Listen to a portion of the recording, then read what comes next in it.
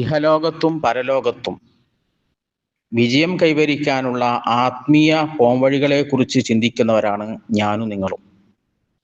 അതിനുവേണ്ടി നാം എന്താണ് ചെയ്യേണ്ടത്? ഇമാം നബവി റഹ്മത്തുള്ളാഹി അലൈഹി അവരുടെ അദ്കാറിൽ ഒരു ഹദീസ് അതിനുവേണ്ടി കൊണ്ടുവരുന്നുണ്ട്. എന്താണ് അതിനുവേണ്ടി ചെയ്യേണ്ടത്? നബി സല്ലല്ലാഹു അലൈഹി വസല്ലമയോട് ഉമർ ഖത്താബ് റളിയല്ലാഹു അൻഹു ഒരിക്കൽ വന്നുകൊണ്ട് പറഞ്ഞു, നബിയെ, ഞാൻ ഉംറക്ക് പോകാൻ ഉദ്ദേശിക്കുന്നു. ഫസ്തഅ്സൻതു നബിയ സല്ലല്ലാഹു അലൈഹി വസല്ലം ഫിൽ ഉംറത്തി. ഉംറ പോവാനായി നബി സല്ലല്ലാഹു അലൈഹി വസല്ലമയോട് ഞാൻ സമ്മതം തേടി. അപ്പോൾ റസൂൽ എനിക്ക് സമ്മതം തന്നു. എന്നിട്ട് വഖാല, നബി തങ്ങൾ പറഞ്ഞു, ലാ തൻസാനായ ഉഹയ്യ മിൻ ദുആഇക്.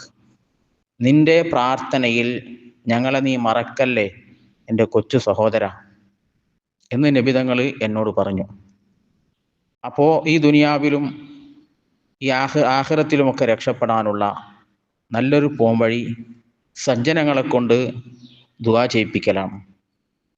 ഇനി കൂടുതൽ ഉത്തരം ലഭിക്കുന്ന ദുആ ഏതാണ്?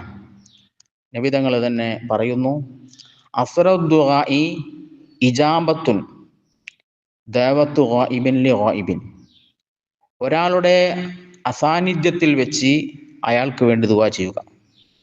നമ്മുടെ ആൾ ദുആ ചെയ്യാൻ പറഞ്ഞു, അപ്പോൾ അയാൾ മുന്നിൽ വെച്ച് നമ്മൾ അയാൾക്ക് വേണ്ടി ദുആ ചെയ്യാറുണ്ട്. അതുകൂടാതെ അയാളുടെ അസാന്നിധ്യത്തിൽ വെച്ചുകൊണ്ട് അദ്ദേഹത്തിന് വേണ്ടി പ്രത്യേകം പ്രാർത്ഥന നടത്തുകയാണെങ്കിൽ ആ പ്രാർത്ഥനയ്ക്ക് പെട്ടെന്ന് ഉത്തരം നൽകുന്നതാണ് അള്ളാഹു. നിബിധങ്ങൾ തന്നെ പറഞ്ഞിട്ടുണ്ട്.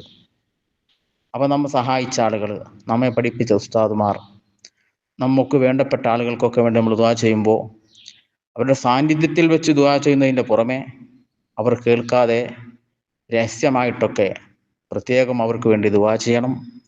അള്ളാഹു സത്യവിശ്വാസികളുടെ സജ്ജനങ്ങളുടെ ദുആന്റെ കാരണം കൊണ്ട് ഇരുവീട്ടിലും നമ്മെ വിജയികളിൽ ഉൾപ്പെടുത്തി അനുഗ്രഹിക്കട്ടെ. അസ്സലാമു അലൈക്കും.